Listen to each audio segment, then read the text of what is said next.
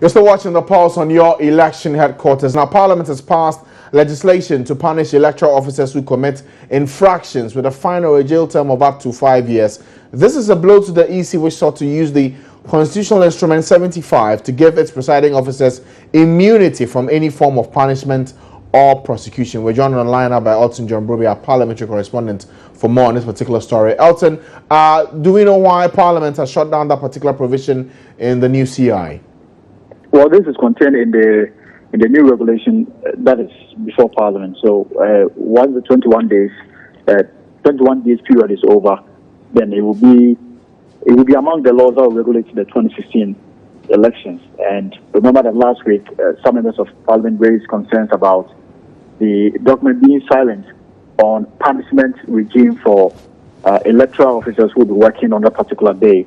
Now, interestingly, today, when copies were given to members on the subsidiary legislation, in the document is now punishment regime for electoral officers who will be working on that particular day. And this is captured in provision 44(2) of the provision. Now, he's saying that any officer who fails to perform his or her duty as outlined in the regulation will face a summary conviction of 500 penalty units or a prison term not exceeding 2 years. And for some members of Parliament, this is a welcome development. It will ensure that people perform their duties professionally on the day. So the document is awaiting maturation in Parliament. Once it is passed into law after the 21 days, those who will be working on a particular day, the core is that they will be mindful of their actions, because whatever they do, if it's not inconsistent with the law, they may be fined or go to prison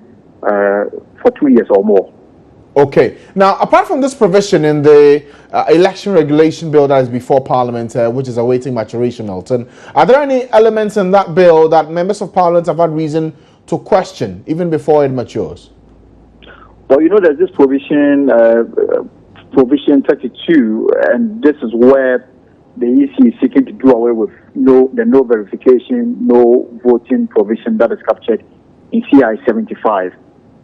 Now, under the new regulation that is before Parliament, the EC is saying that once a person goes through the registration process and that person is rejected by the biometric machine, the EC officer will give the person a form to fill. Now, if the person's particulars are accepted by the political party's agents at the time, that person can be allowed to vote manually.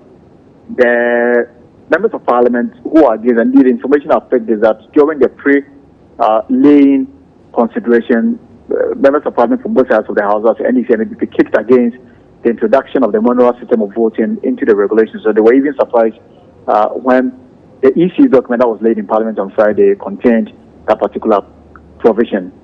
Now, it will be difficult to change any provision or clause in the regulation, because as it is right now, the instrument will have to mature unless Parliament at the final day vote to reject the document and ask the EC to come back to work. Now, there have been several moves to get the EC to withdraw the document and then relay it. Even today, an application was made, but the Speaker rejected it. So for now, as Laos, who is a member of the subsidiary legislation and also the MP for Ablekuma West, is saying that the provision is a sure, it's going to provide fertile grounds for chaos and confusion at the various polling centers on election day unless something is done about it. But she tells me that what the House can do is to be unanimous in their rejection of the report on the final day when the Speaker has to call the question for the instrument to mature and pass into law. So we'll have to wait for now. Nothing can be done about it unless the EC in its own wisdom withdraw the document, bring a new one that may clarify the manual voting provision already contained in this particular CI. All right. Thank you, Elton, for those details from Parliament today. That's the update for you on that election regulation document that will see to it that the elections for this year are run smoothly. Even there are some concerns that members of Parliament are raising, especially to do with the manual verification. They are still looking at the document maturing in 21 days, and then we'll see how that plays out in the coming days.